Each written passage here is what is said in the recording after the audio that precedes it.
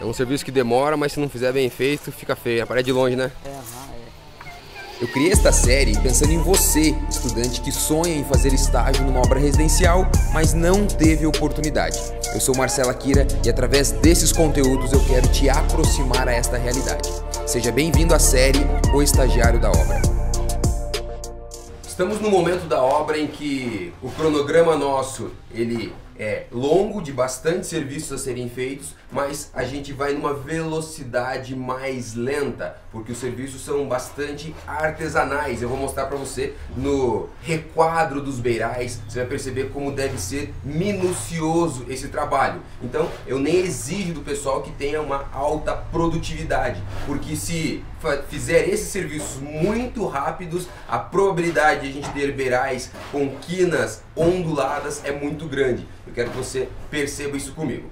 A gente está voltando às nossas atividades normais. Há 15 dias, 20 dias de obra passado foi bastante enrolado, porque nós passamos pelas semanas festivas de Natal, Ano Novo. Então é natural que o ritmo da obra diminua, é natural que os serviços são um pouquinho mais lentos, porque em geral a gente sempre está com a cabeça lá na nossa família, em receber os nossos parentes. Então, como esse ano em específico, no ato dessa gravação, o Natal e o Ano Novo foram no meio da semana, então dá aquela enrolada. E também a chuva contribuiu bastante nesses dias, nesses últimos dias, e prejudicou o nosso trabalho. Então os tempos que nós tínhamos entre os dias, as datas festivas, deu uma certa acalmada no nosso ritmo.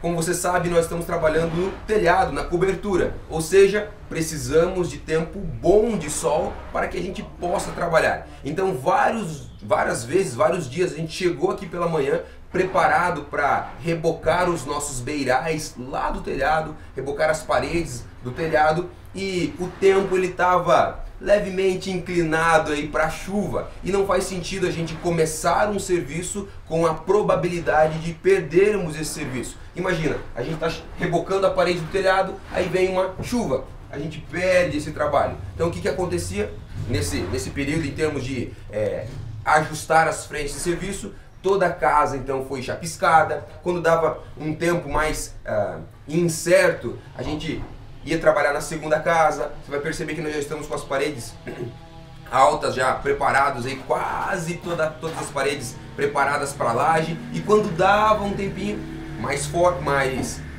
de sol, a gente trabalhava lá em cima.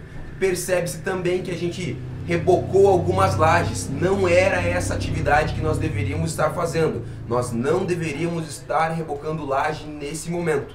Mas como o período chuvoso e o período, esses momentos festivos deram essa segurada na nossa produção, a gente foi fazendo serviços que nós não interferiam no nosso cronograma, mas que já ficassem feito e bem feito, tá? Então vamos dar uma olhada, vamos ver se o João tem alguma pergunta, alguma dúvida, vamos caminhar aí pela obra. Marcelo, é o seguinte, eu sei que a gente tira a caixaria, vai tirar as madeiras que a gente ocupa, e chegou nisso aqui. Cara, dá pra aproveitar? Não dá pra aproveitar? Ou é só o churrasco que dá pra usar? Nem pra churrasco. Ou jogar fora? O que faz? É só pra começar o fogo. Então é o seguinte, isso daqui é dinheiro. Nós estamos com um monte de dinheiro aqui, que é o desperdício da construção. Então esse nosso sistema construtivo, concreto armado, tijolinho em cima de tijolinho, espera concretar a laje, espera tanto tempo. Aqui aproveita as nossas escoras. Nós tínhamos conversado para elevar elas do chão, então o pessoal colocou essa escora aqui que vai apodrecer e essa escora aqui que também vai apodrecer, mas as outras estão elevadas do chão. Então coloca essa escora, espera a laje curar. Todo esse trâmite, esse processo lento de obra é cultural da nossa região, e nós temos percebido que em vários locais do Brasil, vários mesmo, outros métodos construtivos têm sido empregados. Basicamente, assim, só para combater isso daqui, estruturas metálicas. Então ao invés de a gente estar utilizando pilares em concreto armado, nós partimos para a estrutura metálica. Aí faz uma construção mista entre estrutura metálica, com laje steel deck, com paredes de bloco de concreto, com paredes de bloco cerâmico, ou até mesmo uma mescla de steel frame, que entra a parte das chapas, OSB, placa cimentícia, glass rock, gesso acartonado. Então vai sendo uma mistura de materiais para que a gente tenha uma construção mais seca, mais ágil, rápida e com menos desperdício. Para que nós possamos fazer o concreto armado, a gente precisa de forma, porque o concreto ele é fluido, ele se adequa ao recipiente que ele é colocado. Por isso que nós colocamos as nossas caixarias. Nesse nosso sistema, essa caixaria, na hora que eu vou tirar ela, muitas vezes ela quebra. E um pedaço de madeira desse quebrado para mim não resolve, não serve. Ele trinca. Tá trincado, olha. Isso daqui não serve para nada, como eu disse, às vezes para lenha, né?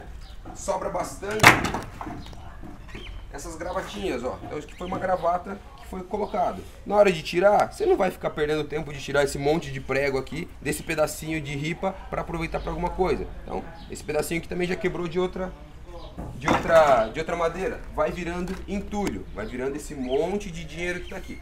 Pensando no nível de sustentabilidade, olha o problema do ciclo.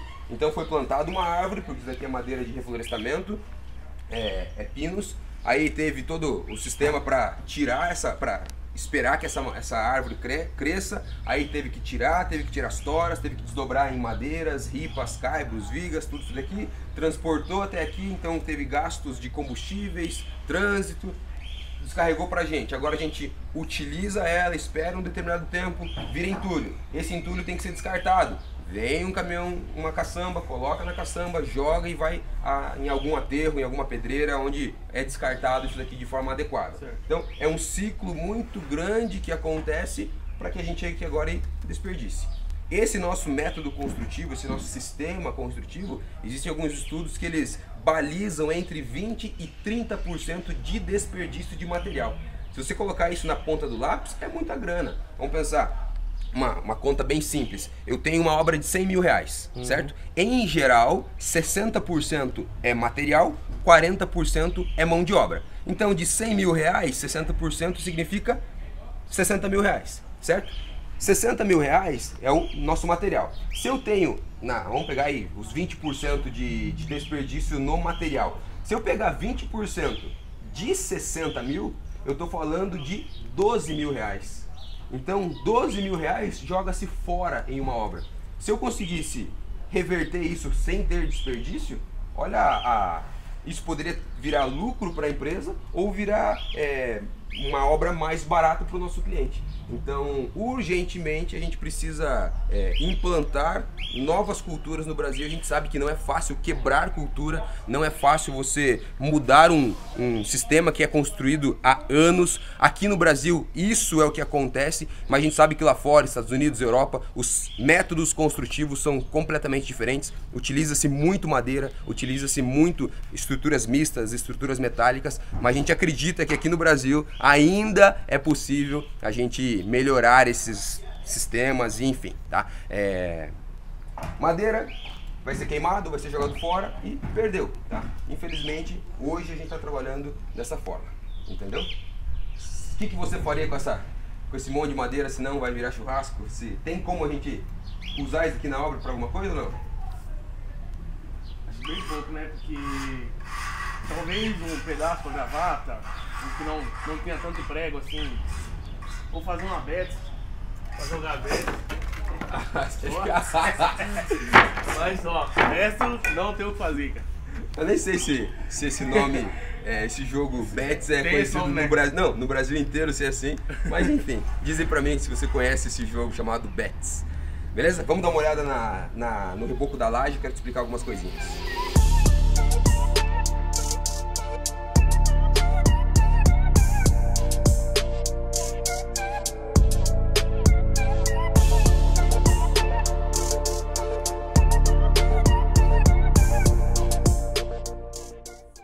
João, seguinte, então aqui nós estamos em uma lavanderia, dispensa, lavanderia, olha quase, hein? Nós estamos na lavanderia e foi feito esse tablado de madeira para que a gente possa rebocar a nossa laje. Nessa mesma ideia, já imaginou se nós não precisássemos rebocar e aqui fosse feito um forro de gesso? Não precisaria de toda essa estrutura. Nós contrataríamos uma empresa, a empresa vem, monta os seus andaimes, mas não nesse formato de tablado, da forma que você tem que andar por todo ele, porque esse tablado ele é fechado, porque quando cai a massa do reboco, ela não pode ir lá para a terra. Por isso que tem que ser bem fechado. E quando a gente, por exemplo, vai fazer com uma placa de gesso acartonado aqui em cima, a placa é grandona. Então faz a estrutura, parafusa, já está pronto. É muito mais rápido, acelera o processo e a obra fica muito mais limpa e seca. Certo. Mas, nesta obra, o contrato foi feito dessa forma, então vamos seguir o contrato, tá? O que eu quero te explicar aqui? Esse detalhe com esse detalhe com esse detalhe. Olhando aqui para a laje, então agora nós estamos vendo o fundo da nossa vigota, o fundo da nossa vigota e o fundo do nosso enchimento, certo?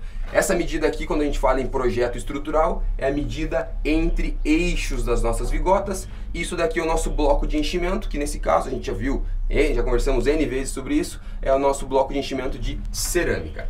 Foi chapiscado, percebe que o chapisco ele fica todo pipocadinho, ó. E a função desse chapisco é justamente criar essa camada de aderência para a nossa massa. Quando a gente vai chapar a massa de regularização aqui em cima, que é o nosso reboco, ela não pode cair. Por isso que é toda pipocadinha para ela ter essa aderência. Agora é o seguinte, olha a dificuldade que é você bater a massa aqui em cima, chapar a massa, reguar, você viu o Cal fazendo o pau rodado lá e o helicóptero, né? Então é difícil você ficar trabalhando aqui em cima, e você bate a massa, cai na cara, fica tudo, enfim. A dificuldade que eu quero falar é o seguinte, como que você não garante que esse nosso teto não fique todo ondulado? Porque esse serviço é muito importante. Aqui tem uma luz, uma lâmpada. Quando essa lâmpada é acesa, se esse nosso teto ele estiver todo ondulado, quando a luz criar um reflexo aqui, vai aparecer completamente isso, certo? Se, não é o nosso caso, mas se esse teto for pintado com tinta semibrilho, ou seja, que ela tem uma certa... ela reflete um pouco da luminosidade, esse teto tem que ser perfeitamente reto. Por isso também que a gente utiliza tinta acrílica fosca na parede, para que ela não mostre essas sombras, essa luminosidade, que se por um acaso esse nosso teto, essa massa de regularização ficar ondulada, não aparece tanto. Então tinta fosca. Como que a gente então tenta garantir isso daqui perfeitamente reto, como se fosse uma chapa de gesso? A gente passa com a colher essa massa nesse ponto, nos 4 cantos, tá? Só esses dois aqui já dá pra ver. Aí a gente bate, tira o nível, aquele nível de mangueira, então estica uma mangueira aqui, estica a mangueira aqui e risca. Esse ponto está no mesmo nível que esse ponto e no mesmo nível que os outros pontos. Aí a gente vem com a trena e mede. Vou supor que aqui tenha 22 centímetros desta linha, desta marcação aqui com a massa, até a nossa talisca, esse pedacinho de cerâmica aqui em cima, olha. Foi batido a massa, chapada a massa e colocado essa cerâmica. Então, supondo que aqui tenha 22 centímetros, o que eu faço? Eu trago para esse outro ponto e meço mais 22 centímetros. Aí eu venho para este outro ponto e meço 22 centímetros. Aí eu venho para este outro ponto e meço os 22 centímetros. Agora a gente vai esticar uma linha daqui até na outra ponta e nivelar esse meio. Nivelar esse meio aqui. Agora nesse pedacinho aqui, nesses 4, 5 metros quadrados aqui, a gente tem 6 pontos que eles estão nivelados. O restante disso a gente garante na régua, que ela vai ficar perfeitamente na régua, tá? Beleza, Marcelo, mas qual assim? Entendi que tem que ser reto para não ficar aparecendo essas curvas ali e tal, mas existe uma coisa em especial que é obrigação a gente manter essa laje reta. De extrema importância nos locais onde tem revestimento de parede com cerâmica, com porcelanato, com alguma coisa. Por quê? Porque a nossa peça, o nosso revestimento vai estar vindo, vai estar vindo, vai estar vindo. Chegou aqui em cima. Se essa nossa regularização estiver fora de nível, por exemplo, a nossa peça cerâmica ela é perfeitamente em nível, certo? Ela é no esquadro, em nível, ela é no esquadro. Ela vai chegar aqui, ó, ela não vai casar. Aqui, por exemplo, vai encostar um biquinho, aqui vai sobrar uma folga de 1 centímetro, por exemplo. Então, o fato de eu regularizar aqui em cima, além de tudo que eu te falei, em especial, é para os locais em que tenhamos revestimento de parede, para que isso encoste aqui em cima e a gente não tenha esse problema. Ah, Marcelo, mas então se eu colocar uma moldura de isopor, uma moldura de gesso, eu escondo esse problema? Sim, esconde. E se na casa não tiver essa moldura? Entendeu? Ah, mas então eu posso fazer um rebaixo, uma sanca rebaixada aqui de gesso. Esconde o problema? Sim, esconde o problema. Então, saber, e se não tiver, tá? Então a gente sempre tem que estar trabalhando da melhor forma possível. Sim. Ah, então se na parede não tiver revestimento, eu não preciso fazer esse trabalho? Muitas casas não fazem isso mesmo. Muitas casas ignoram esse serviço porque assim, demanda um certo tempo para fazer reguadinho e tal. Boa parte das casas, principalmente casas populares, esse sistema de trabalho não existe. O pessoal faz o pau rodado, o helicóptero, como o pessoal falou aqui na obra, e vai embora, acelera. Eles querem acelerar o serviço, entendeu? Aqui a gente preza por essa laje reta, porque a gente entende que se acender a luz, a lâmpada, vai demonstrar essa ondulação, vai demonstrar essa laje torta. Beleza? E até mesmo os pedreiros, eles rebocam com a luz aqui, né? Sim, colocam uma lâmpada para poder enxergar. Vamos ver se tem alguma irregularidade ou não. Principalmente em dias de tempo nublado, dias de chuva, né? Para fazer serviço. Uma situação, se essa laje estiver encharcada, dificilmente a hora que você chapa a massa fica. Se a laje estiver molhada, em geral a massa cai. Então, mesmo nos dias de chuva, se estiver muito encharcada, não tem como rebocar a laje. Como a gente falou, esse serviço que a gente está fazendo aqui não é nesse momento. A gente devia estar trabalhando lá no telhado, como hoje estão, mas como nesses dias aí de festas e chuva não foi trabalhado. Nós tivemos agora uma explicação, vamos agora ao resultado.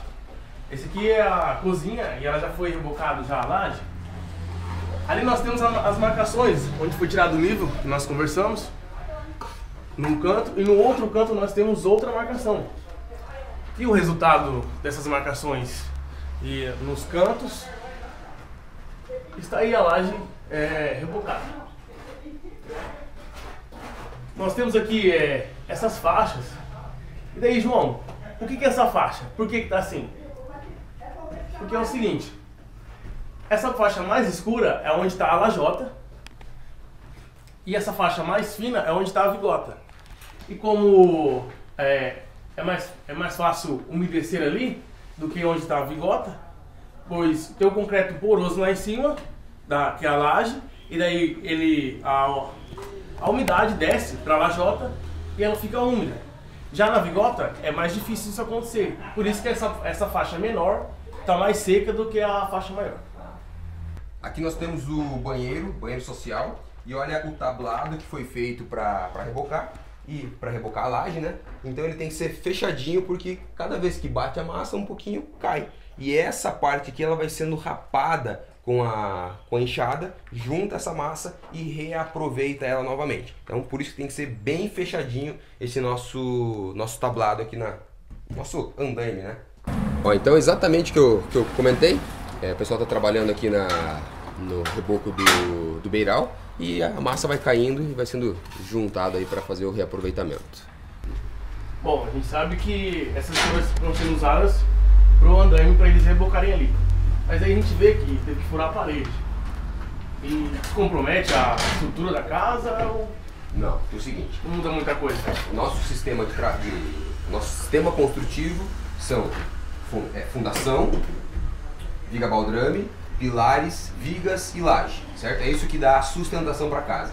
As paredes, as nossas paredes aqui, elas têm uma função única de vedação. Ou seja, se fosse placa, gesso, blocos celulares, tá tudo certo. Então, eu posso quebrar assim que eu não tenho problema. qual sistema ou qual situação que eu não posso fazer esse tipo de apoio para andame? Quando as minhas paredes, além de função de vedação, elas também têm função estrutural. Então, blocos de concreto estrutural ou blocos de alvenaria estrutural, isso daqui jamais acontece, porque eu estou danificando a minha estrutura. Nesse caso, eu estou danificando, né, a minha vedação. Então isso não me gera problema. O que acontece? A hora que tira essa escora daqui, bate massa, fechou, tá tudo certo, não tem problema nenhum, tá? Um ponto a se levar em consideração é que se não for feita uma boa vedação nesse espaço aqui, e essa parede for uma parede externa, como é o caso, depois de tudo pronto, quando chove, aqui aparece uma mancha d'água. Então, pode furar sim, mas tem que ter as medidas, tomar as medidas corretas de correção depois, certo? Entendeu? Vamos acompanhar de perto aqui agora, pessoal, chapando massa no beiral. Servicinho bem chato de fazer, tem que ser feito bem artesanal, bem com calma, porque sinceramente, se essa parte não fica bem feita, dá pra ver de longe a ondulação, o requadro torto aqui. Então é um serviço bem artesanal mesmo. A talisca, como nós conversamos, aqui chapado massa e alisado na colher. Aqui já teve a primeira régua. Aqui também já teve a primeira régua. E esse é o nosso beiral. Essa daqui é a marquise da cozinha, da janela da cozinha. Ó, lá está a outra casa. E esse é o tablado, mais uma vez, que é feito para massa que vai caindo. A gente vai juntando e devolve na carriola. Para fazer o trabalho do beiral. Aquele ponto lá em cima é a cumieira. João, então agora a gente está aqui em cima no telhado e aqui era o local que o pessoal era para estar trabalhando constantemente ao longo desses dias de festa e tudo mais. E esse telhado nosso já era para estar mais avançado. Como choveu, como tivemos as festas, a gente trabalhou lá embaixo, chapiscando as paredes, cortando as paredes para passar as mangueiras corrugadas. Foi feito, rebocamos as lajes, também demos uma adiantada na construção da outra casa. Mas quero detalhar agora esse beiral aqui para você. Exatamente isso que a gente filmou agora ali, que eu mostrei, é esse ponto que a gente vai chegar, certo? É esse nível de acabamento de reboco e esse nível de alinhamento dos beirais. Então, é um serviço bruto, bonito. Então, quando você olha para isso daqui, por mais estranho no sentido de não estar acabado ainda, né? Mas ainda assim você olha, nossa, é bonito de se ver. Então, esses detalhes a gente parte na ideia do encantamento do cliente, tá? Olhar para um reboco desse, todo ele alinhadinho, olhar pro beiral perfeitamente retinho ali. Por isso que eu comentei agorinha que é um serviço artesanal. Se você faz isso daqui correndo, não fica desse jeito, mas nem que você queira, certo? Então tem que ser feito calmamente, lentamente, espera a massa puxar, desempena, passa a régua, desempena, cuida da taliscas muito próximas umas das outras. Porque se não for feito assim, esse nosso beiral, ele não dá essa qualidade, ele não dá esse nível de acabamento. E por que nós estamos rebocando o beiral, rebocando uma parte da parede antes de começar o madeiramento? Porque fica muito mais fácil depois. Essa parte que está rebocada, chapiscada e rebocada, é a parte que o telhado ele não encosta. É a parte em que o nosso telhado vai ficar... a telha vai cobrir a parte de baixo. Por isso que essa parede, por exemplo, não está chapiscada e nem rebocada. Porque a nossa telha, o nosso madeiramento vai vir aqui por cima. Então aqui não bate água. Diferente dessa outra parte que bate água, certo? Então percebe-se que essa parte aqui, olha, não foi chapiscada e nem rebocada, porque o nosso telhado vai passar e esse pedaço não recebe nada de umidade, enfim, certo?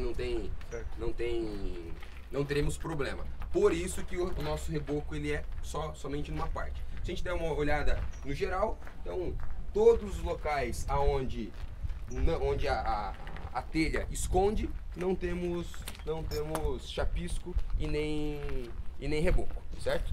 Nos outros, onde, que é o caso aqui, onde pega água, a gente chapisca e reboca. Cara, dificilmente eu já vi um reboco bonito desse jeito. Aí beleza. Cara, olha a qualidade disso. Perfeito, no esquadro, certinho. Aí chegando no final da obra, tem uma rachadura. O que aconteceu? É normal? Não, são duas coisas. Existe essa rachadura, essa trinca que você está falando, tá? E existe as trincas que são o mapeamento do reboco. Vamos tratar de duas coisas. Se você olhar para esse reboco, você vê que ele está lisinho, não tem nenhuma fissurinha, nenhuma linha, nem esse mapeamento. Como que a gente faz para evitar esse tipo de fissurinhas, essas micro fissuras? É a qualidade da massa, certo? Então aqui está uma dosagem correta. Como que nós garantimos essa dosagem? A gente compra essa massa da usina. É uma das formas de a gente garantir isso. A gente tem uma massa bastante plástica. Outra coisa, a gente não acelera o processo da massa. Então eu espero sim ela dar a pega necessária, puxar o tempo necessário dela para depois desempenar. Então, desempenar massa mole é uma forma de dar essas micro fissuras. Colocar muito cimento na massa, deixar a massa muito rígida, é outra forma de dar essas fissuras. A terceira forma é você não ter uma massa plástica o suficiente, ou seja, a dosagem de cal com cimento, com areia e com água não está naquela massa de bolo que a gente espera, beleza? Agora, expliquei sobre as micro fissuras. Agora, a trinca não tem nada a ver com isso. A trinca é questão estrutural. É o caso da nossa estrutura, nosso concreto, as nossas ferragens, a nossa armadura negativa do beiral, ela não foi dimensionada corretamente. Então você está ali terminando a obra e a própria construção já está trabalhando. Toda a construção trabalha, dilata, contrai, tem a sua movimentação. E isso tudo já é considerado, certo? Mas quando ela trabalha acima, quando ela se movimenta acima daquilo que é necessário, aí acontece a trinca. Não tem nada a ver com o reboco, é questão estrutural daí. Certo. Isso é erro. Quer dizer, tudo que eu falei é erro, tá? E tem como ir você consertando não, você conserta depois que foi feito. Você previne, você faz o trabalho correto de tal forma que isso não apareça. Eu não quero que o meu cliente venha aqui e veja essas micro fissuras. É um problema? Não é, porque depois a gente corrige na massa. Corrige na massa no sentido na pintura. Mas eu não quero que isso aconteça. Então eu já faço a minha massa na dosagem correta, eu já coloco o cimento correto, eu já espero o tempo correto, faço tudo correto. Eu não quero que apareça trinca na minha casa. Então eu faço o meu concreto na medida que precisa, coloco a ferragem que precisa. Entendeu? Certo. João, dá uma olhada nesse caninho aqui, ó. Como ele foi pensado já previamente. Esse caninho aqui é o ladrão da caixa d'água, tá? Então a gente já deixou ele passado aqui, ele tá pro lado de fora do beiral. E quando fizer toda a montagem da caixa d'água, a gente deixa esse caninho. Caso a água transborde, ele fica caindo pro lado de fora e todo mundo vê. Geralmente esse ladrão é colocado em rede de esgoto, direto na água da chuva ou em calhas. Ninguém vê se a caixa d'água está com problema. A gente não, a gente gosta de deixar exposto mesmo para mostrar que a caixa d'água está com problema. Certo. Beleza? Marcelo, tem uma pergunta sim, talvez você não sei se saiba responder. A gente sabe que o ladrão é usado quando o nível da água passa dele, né? Mas por que deram esse nome de ladrão? Você sabe? Ou você... Isso me quebra, hein, bicho? Não, eu não sei, né, mas... É aquelas dúvidas que a gente tem, dúvida de estagiário, né? Por que é ladrão? Por que relógio é relógio? Não sabia, ué. Mostra a hora. Oi? Por quê? Tá sobrando, vem o outro pega. Para, A senhora deu um Miguel. Para com isso. Sei não, velho. Me quebra, bicho. Por que ladrão é ladrão? Ô tiozinho, essa calça aí não tá muito comprida não, tião? Tá um pouco, não tá minha comprida, Marcelo. Eu dou uma dobrada na barra dela. Faltou tamanho aí, tião? Faltou tamanho. Caixa maior do que o homem. Sacanagem, hein? Louco. E essa massa aí volta pra maceira? Essa aqui bota pra bitoneira. Bota pra bitoneira e bate de novo. Bate de novo e depois nós tornamos a usar ela. Tá certo. Eu queria conversar com o João caminhando aí, mas ele teve a infelicidade de torcer, sei lá o que, esse joelho, ele tá mancando aqui na hora pra jogar bola. Caiu, bateu, o que aconteceu aí? Quando falta habilidade, a gente se machuca, né, cara?